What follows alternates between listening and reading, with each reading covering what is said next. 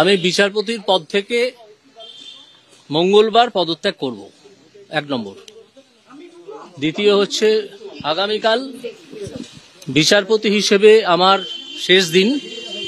সেদিন আমি কোনো বিচারের কাজ করব না, শুধু কতকগুলো মামলা পার্ট হার্ট হয়ে আছে যেগুলো আমাকে রিলিজ করতে হবে আমার লিস্ট থেকে। কোনো অ্যাডজুডিকেশন নয়, অ্যাডজুডিকেশন আমি গত 7 দিন ধরেও করিনি, কারণ আমি ব্যক্তিগত কারণে ছুটিতে ছিলাম। তো কালকেও কোনো অ্যাডজুডিকেশন করবো না, শুধু মামলাগুলো আমার লিস্টের বাইরে করে দেবো। দিয়ে পরশু দিন আমি চিফ জাস্টিস, আমাদের হাইকোর্টের চিফ জাস্টিসকে মৌখিকভাবে জানাবো, এবং পরশু দিন আমি ভারতের রাষ্ট্রপতিকে চিঠি লিখে জানিয়ে দেবো। এবং সেই মুহূর্ত থেকে, যে মুহূর্তে আমি চিঠিটা পোস্ট করব, সেই মুহূর্ত থেকে আমার রেজিগনেশন কার্যকর হবে। এটাই কনস্টিটিউশন এবং কনস্টিটিউশন লয়ের প্রভিশন, সেইটা মঙ্গলবার হবে। তারপর আমি আপনাদের সব প্রশ্নের উত্তর দেবো মঙ্গলবার 1:30টার সময় কোর্টে মাস্টারদা সূর্য সেন মূর্তির নিচে আমি আসব।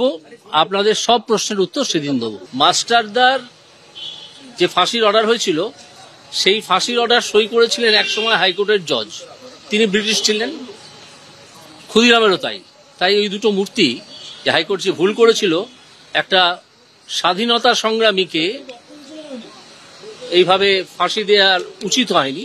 মাস্টার অবশ্য ফাঁসি হয়নি, আগেই তাকে মেরে ফেলা হয়েছিল যা জানা যায়, এবং যার সপক্ষে ডক্টর রাধা বিনোদ পাল টোকিও ট্রায়ালে বলেছিলেন যে মাতৃভূমিকে রক্ষা করা কোনো ক্রাইম নয়, এবং যে কারণে ডক্টর রাধা বিনোদ পালের মূর্তি আছে টোকিওতে, রাস্তাও আছে জাপানে তার নামে। একজন বাঙালি মাথা উঁচু করে সে কথা বলে এসেছিলেন। আমি সেই জন্যেই মাস্টারদাকে প্রণাম জানিয়ে মাস্টারদার পায়ের তলায় দাঁড়িয়ে এই কথাগুলো বলতে চাই। এবং আপনাদের যে অকুণ্ঠ সমর্থন আমি আমার কাজের সময় পেয়েছি, আমি মিডিয়ার কাছে ঋণী। মিডিয়া যেভাবে দুর্নীতির বিরুদ্ধে কথা বলে গেছে ক্রমাগত, এবং তাতে আমার কাজের যে সমর্থন আমি পেয়েছি, তার জন্যে মিডিয়াকে আমি প্রণাম জানাতে চাই।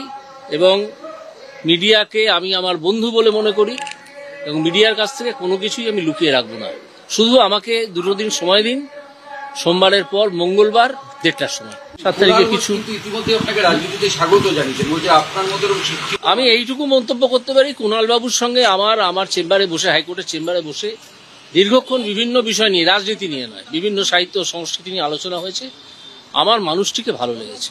কুণাল ঘোষ যতই মুখপাত্র হিসেবে আমাকে আক্রমণ করে থাকুন না কেন, কুণাল বাবুকে আমার মানুষ হিসেবে ভালো লেগেছে।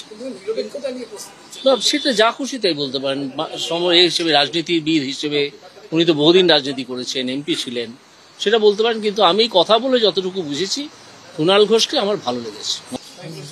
আমি আবার মিডিয়ার কাছে আমার কৃতজ্ঞতা জানাচ্ছি। আপনারা দুর্নীতির বিরুদ্ধে যেভাবে রুখে দাঁড়িয়েছিলেন, এখনো দাঁড়িয়েছেন, তাতে আমি সত্যিই অত্যন্ত কৃতজ্ঞ আপনাদের মিডিয়ার কাছে, বাংলা এবং সর্বভারতীয় মিডিয়ার কাছে। দুর্নীতির বিরুদ্ধে আপনারা সবসময় থাকুন।